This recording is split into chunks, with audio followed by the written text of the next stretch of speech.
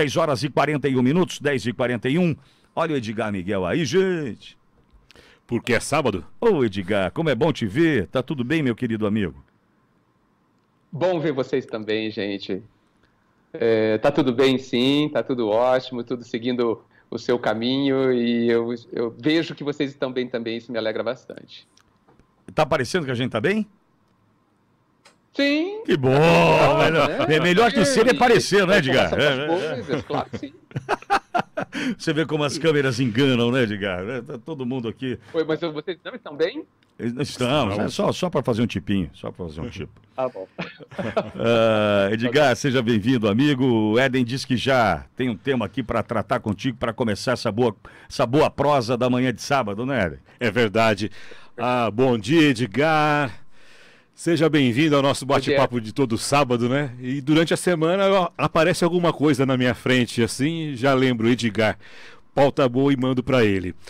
Edgar, pensamento de um pensador chamado Karl Popper. A verdadeira ignorância não é a ausência de conhecimento, mas a recusa em adquiri-lo. Vou repetir.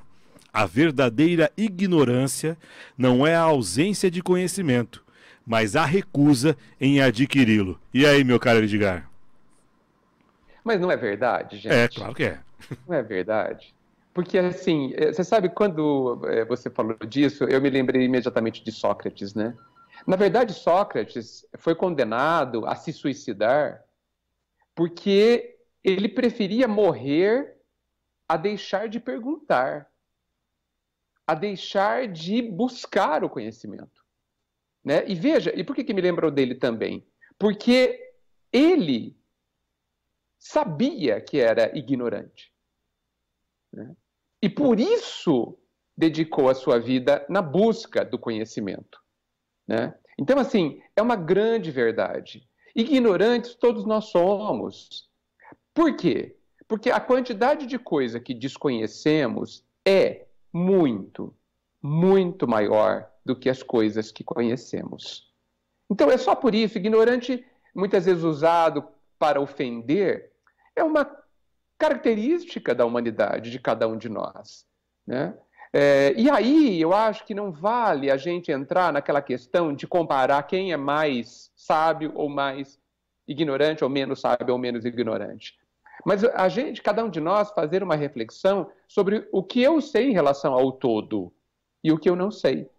Né? Isso acaba trazendo um enorme incentivo à humildade, de nós sabermos qual é a nossa posição. Não saber não nos diminui, mas a tragédia, como diz a frase, a tragédia é nos contentarmos com a nossa ignorância, é não buscarmos conhecer mais. Essa é a tragédia. Agora, eu preciso fazer uma ressalva em relação à palavra conhecimento. Não podemos confundir conhecimento com instrução, com informação. A informação, ela é rasa. É rasa. Morreram 800 pessoas no Brasil nessas 24 horas. Essa é uma informação rasa. Ela precisa ser interpretada, contextualizada. Nós precisamos descobrir os múltiplos significados que essa informação tem. E quando a gente faz essas correlações, quando a gente liga o fato com outros fatos, a informação com outra informação, quando a gente contextualiza, ou seja, coloca o fato na história, no contexto que ela está, né, no ambiente, no espaço onde ela está, isso nos leva ao conhecimento. Porque você atribui significado ao fato. Isso é conhecimento. Né? E depois, mais para frente, com a contribuição do tempo, né? Quando você pega o tempo e acrescenta nessa fórmula mágica, com o tempo, talvez a gente tenha a sabedoria. Né? Então, assim, é uma tragédia a gente se recusar a adquirir o conhecimento. Uma tragédia. E temo que Estamos onde estamos por conta dessa acomodação, Éden e Vittorio. Estamos em termos de população, eu estou falando mundo, né? Não estou falando Brasil, em termos de humanidade, estamos onde estamos, porque muitos, a maioria, certamente, de nós, humanidade, acredita que não é preciso atribuir mais significado ao que a gente já tem em relação às coisas que a gente sabe. Por isso que a educação, né, Éden e Vittorio, ela volta como sendo fundamental. Não a educação do fato, né? A educação que nos transforma, que nos torna melhores, que vence a competição e vai para a cooperação e aí vai embora, né? Então, você levantou um tema muito rico, extremamente importante. E temo que durante muitos e muitos e muitos anos ainda ele continue sendo uma demanda não atendida. Lamento isso.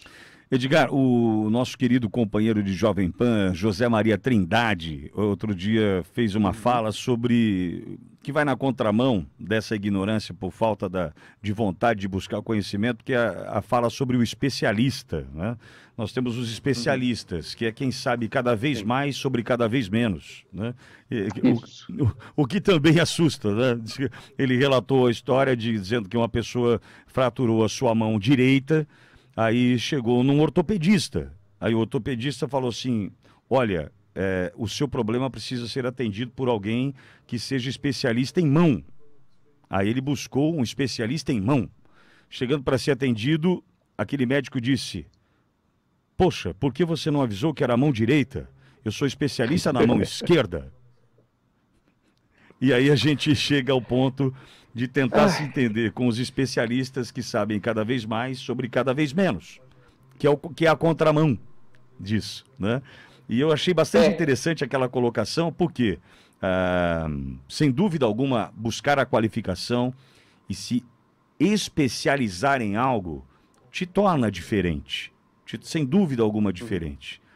Entretanto, o que a gente está falando é de algo muito mais genérico e abrangente, certamente, que é a busca do conhecimento, inclusive para que você transforme primeiramente a sua própria vida.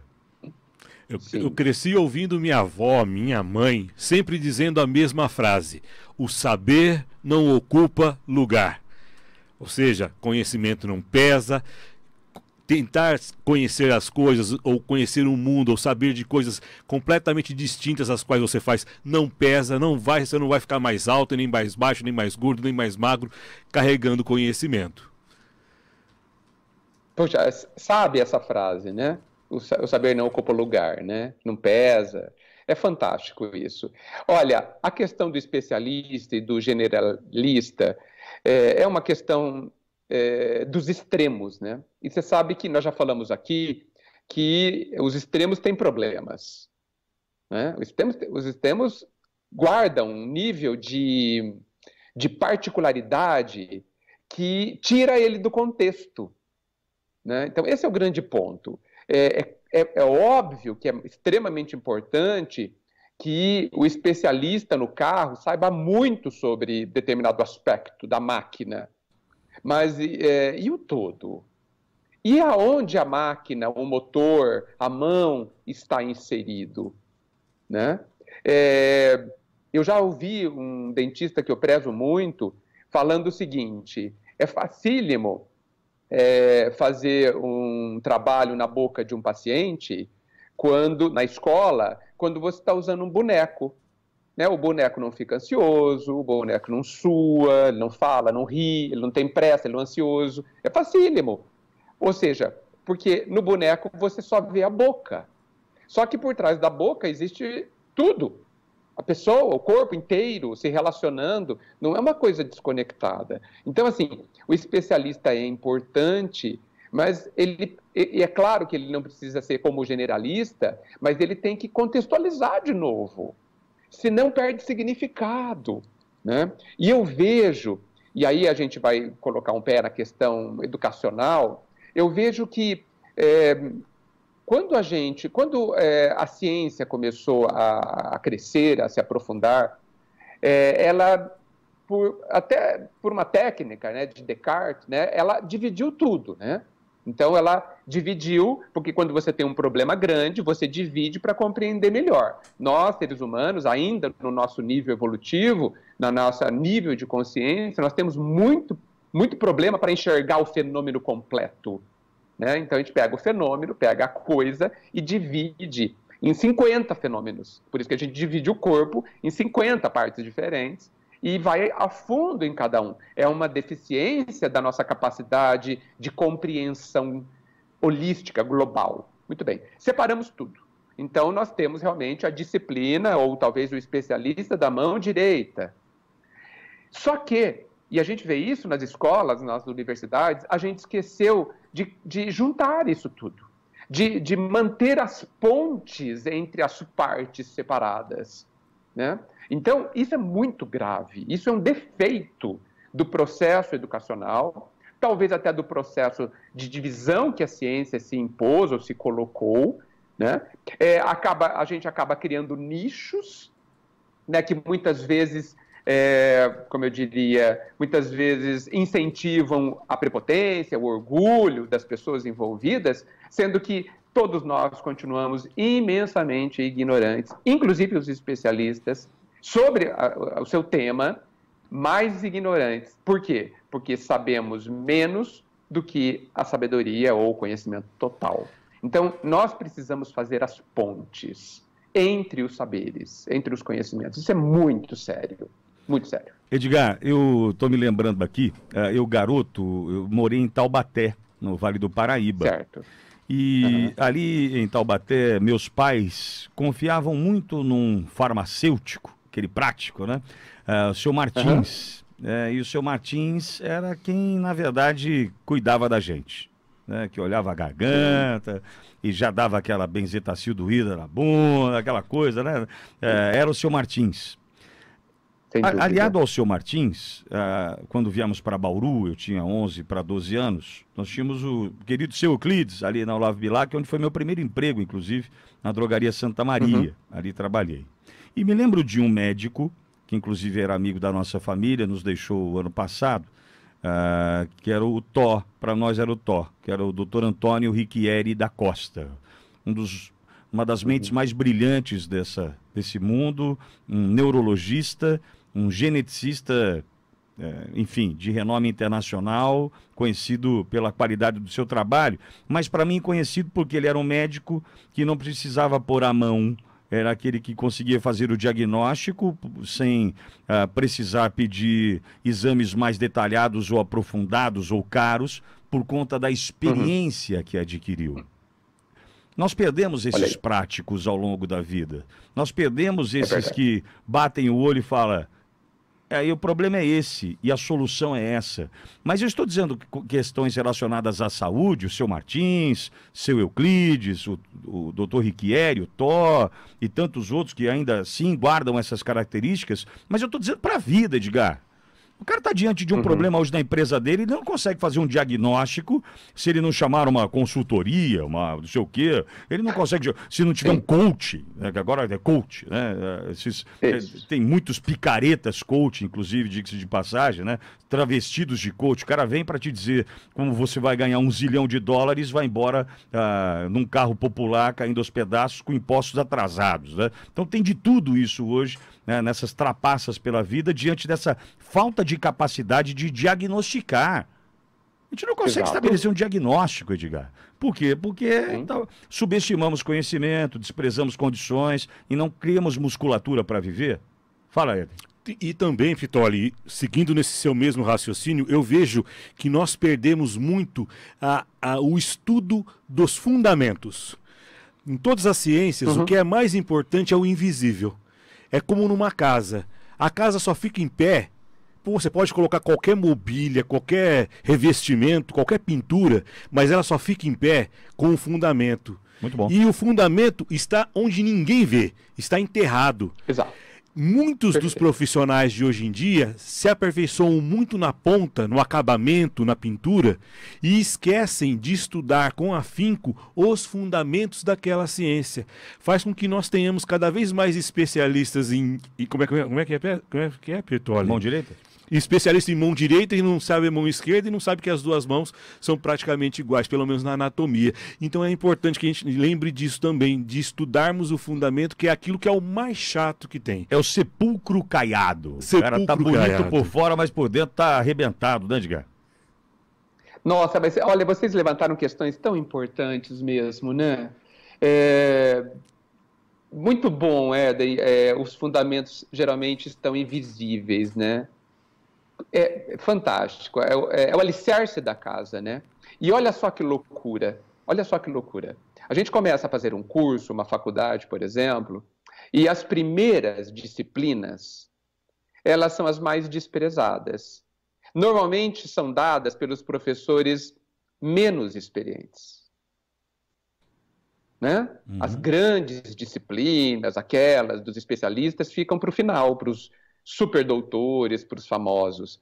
As primeiras, que são os fundamentos, que são aquelas disciplinas que vão dar sustentação às últimas, óbvio, por isso que elas estão nessa ordem, elas são dadas pelos professores mais inexperientes e considerados menos capazes, o que não quer dizer que sejam, né? E olha só, desprezamos o fundamento, desprezamos o básico. A gente fala assim, essa aqui é uma disciplina básica, deveria ser considerada a mais importante, porque ela é a básica, ela é o que sustenta o edifício. Não, são as desprezadas, não são valorizadas, são ministradas de uma forma que denota esse desprezo ou essa pouca importância pelos próprios professores. Então, veja, há uma visão distorcida brutal, brutal. O telhado pode ser maravilhoso, mas ele é inútil sem o alicerce, né? Isso é muito válido. As pessoas vivem as suas vidas, muitas vezes, sem fundamento e sem procurar os fundamentos das coisas. Vocês disseram muito bem, muito bem. Ou seja, até dentro do conhecimento, que hoje, apesar de ser a menor parte do todo, já é vastíssimo, né? A quantidade de conhecimento que a gente tem hoje, de informações que a gente tem hoje, é brutal, né? Mesmo dentro do conhecimento, nós precisamos priorizar. Nós precisamos priorizar, né? Hoje, os jovens, o nível de informações que eles estão tendo é tão particularizado, é tão só de um determinado aspecto, que eles, infelizmente, não estão sendo levados a pensar, nós já sabemos disso, né? Estamos acumulando informação sem saber utilizá-las, né? Não sei se eu já disse aqui, mas eu vou citar um poeta americano, Walt Whitman, ele fala uma coisa muito séria. Ele fala assim, aonde está a sabedoria que a gente perdeu na informação? Né? Aonde está? Então, veja, temos informação, mas é só isso. Não sabemos processá-la, não sabemos digeri-la e transformá-la minimamente em compreensão do que é o fundamento daquilo que eu estou vendo. Muito bem colocado. O pai e a mãe que simplesmente garante a educação dos filhos da escola, uma boa roupa, né, todos os afazeres paralelos, né, encontra tudo na escola, enfim, mas não conseguem ser pais. Então, alguma coisa vai se perder nisso aí, né? Vai faltar um fundamento necessário para quem tem a obrigação de dar amor, mas também dar limite, e que certamente vai criar uma pessoa que ali na frente pode ter problemas, né, inevitáveis problemas de relacionamento, enfim, e que vão saltar aos olhos, né, Edgar? Então não dá para eu ser, olha, mas eu dou tudo o que você precisa. Não, dá tudo, vírgula. Dá tudo que o dinheiro está podendo comprar, né? Sem dinheiro você vai ser um bom pai, então? Né? Sem a sua carteira, qual é a diferença que você faz na vida dos seus filhos? Eu acho que também é uma pergunta que cabe para que a gente dê fundação à vida dessas de crianças também, para que a gente possa ter uma sociedade melhor. Existe e isso é uma grande... Desculpa, Vitório. Não, Éden. Existe uma máxima também, voltando um pouco mais com esse assunto, e que vai chegar nisso, que tá no nosso tema de hoje, que a ignorância é uma bênção. É uma bênção mesmo? De forma nenhuma.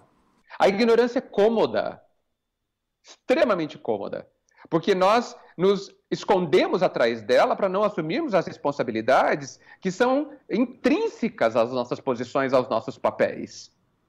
Não, a ignorância não é uma bênção. Ah, mas é muito difícil conhecer as coisas. Sim, sem dúvida que é. Porque crescer é difícil. Se transformar é o processo de autoelaboração para que a gente se torne alguém melhor, ele tem os seus, vamos chamar assim, os seus incômodos.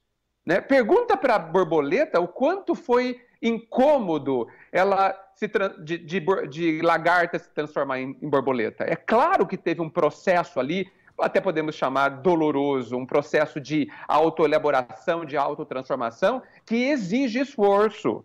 Exige esforço. Agora, a visão do jardim, a visão das flores da borboleta, deve compensar tudo isso, ou não? Claro que sim. Claro que compensa. Agora, parece que nós vivemos em busca de facilidades, sendo que a gente precisa perguntar o que as facilidades nos dão. O que elas trazem, as facilidades? Nada. Nada. Porque a gente não pode confundir facilidade com momentos de descanso necessários, importantes, saudáveis. Mas a gente quer uma sombra e água fresca. É isso que a gente procura. Parece que a gente movimenta a nossa vida nesse sentido. Ah, não, eu quero fazer isso para o meu filho para que ele tenha tranquilidade. Mas é isso que é bom que ele tenha? Tranquilidade? Quando nós, como família, não cumprimos adequadamente os nossos papéis, por engano ou por ignorância, a vida cumprirá o dela. E nós, que podemos aprender no calor do carinho da família, aprenderemos na rudeza, se é que existe essa palavra, da vida, né? Na aspereza da vida, né? Que ensina, indiscutivelmente ensina também, né? Felizmente, porque entendo que é da natureza que tudo evolua, né? A natureza está no processo evolutivo e implica que cada um de nós também cresçamos, evoluamos, senão ela, como ser coletivo, não acontecerá isso. Então, assim, definitivamente, a ignorância não é uma bênção. A ignorância impõe responsabilidade, a responsabilidade que nós precisamos... Existe um posto, gente, existe um pedestal, existe um altar à nossa espera. Esse pedestal está vago. Cada um vai ter o seu, tem o seu. Esse pedestal nos espera. Essa posição de pessoa que assume o seu papel, porque nós não assumimos ainda o seu papel real, o seu papel harmônico dentro da natureza, o seu papel que faz com que a natureza continue a se abrilhantar. Nós somos aquele músico na orquestra da natureza que continua desafinado. A natureza, a orquestra, continua à nossa espera. Continua à nossa espera. E nós seremos felizes quando nós assumirmos com harmonia, com pleno entendimento, qual é o nosso papel. E nós ainda não estamos assumindo, infelizmente. Deixa eu mandar um abraço aqui para quem ouve a gente, o Milton Di Biasi. Aliás, o Milton foi gerente aqui durante muito tempo do Sebrae Bauru, Botucatu. Era uma pessoa muito querida, o Milton, está ouvindo a gente, ouvindo a sua entrevista, dizendo que atua hoje como coach de líderes e executivos e utiliza do conhecimento a experiência de mais de 40 anos. O Milton é um exemplo que dá certo, porque arrecada a experiência, coleciona a experiência, boas histórias, gestão, e aí vai ensinar, né? Então, abraço, Milton, obrigado pela sua audiência, que alegria saber que você está nos acompanhando. Mais alguém, Éder? Participação do André Biancardi. Ostras felizes não produzem pérolas. Frase de Rubem Alves. Por que a resiliência está desaparecendo na humanidade? Estamos criando... Aliás, ontem eu falei, até foi motivo de elogio do Zé Baurolino, não estamos produzindo líderes. Talvez esse seja um grande problema, porque ninguém está afim de liderar nada, porque liderar é um grande pepino, né? Talvez tenha essa visão também, pelo menos é a minha, já ouço o Edgar sobre isso, porque antes tem participação do ouvinte Jovem Pan. Deixa eu ouvir, Tiago, por gentileza. Manda ver, garoto. Bom dia, senhores. É o Márcio aqui do Carolina. Eu estou ouvindo o programa agora, tá? Pois não, Márcio. Aliás, eu ouço quase todos os dias. Muito obrigado. E vocês estão falando muito sobre conhecimento, né? Uhum. Sabedoria. E na verdade, a sabedoria ela é completa. O conhecimento é parte. A sabedoria é o conhecimento em prática. Então, muito bom o programa aí, né? A gente tem muito acúmulo de conhecimento, mas não estamos sabendo praticá-lo, não estamos tendo a sabedoria. Valeu, hashtag, excelente programa, Pitoli, fiquem com Deus. Amém. E vamos que vamos.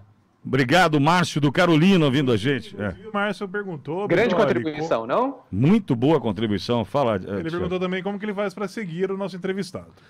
Nas redes sociais, Edgar Miguel, né, Edgar? Isso mesmo. No site, edgarmiguel.com.br, tem tudo, está concentrado ali tudo. E aí nas redes sociais tem uma parte desse todo aí. O Edgar teu não tem o D, não é Edgard, é Edgar, né? Edgar, termina com R, D mudo no meio, edgarmiguel.com.br. Mas bela contribuição do Márcio, hein? Muito, muito. Ele está corretíssimo, corretíssimo. Grande, grande. Muito bom. E o André falou uma coisa legal, né? O André Biancardi, né? Que também conheço, né? Realmente, as pérolas estão nas ostras que foram incomodadas por detritos que entraram dentro dela. E olha só que sabedoria, que lição da natureza, né, gente? A pérola, porque foi incomodada, nos brinda com uma pérola. Nos brinda com uma pérola. Fica aí a dica, hein? Fica a dica para todos nós. Edgar, e mais uma vez, muito obrigado pela chance de te ouvir. Sempre boas conversas, vão tomando rumos, rotas diferentes aqui. Começa com uma provocação do Éden, aí a gente muda tudo aqui, dá tudo certo, mas é sempre muito bom te ouvir. Olha, é bom também, e a gente acaba fazendo esses montes de ligações que trazem depois muitas reflexões para todos nós. Hoje nós não falamos, né, porque hoje é sábado, não é? E por isso estamos aqui. Era quinta, agora é sábado. E você sabe que isso me fez lembrar que existe uma poesia do Vinícius de Moraes, onde ele fala, porque hoje é sábado, chama-se o Dia da Criação. Vale a pena a gente dar uma olhada. Gosto de Vinícius, muito bom. Obrigado, Edgar. Boa semana, querido.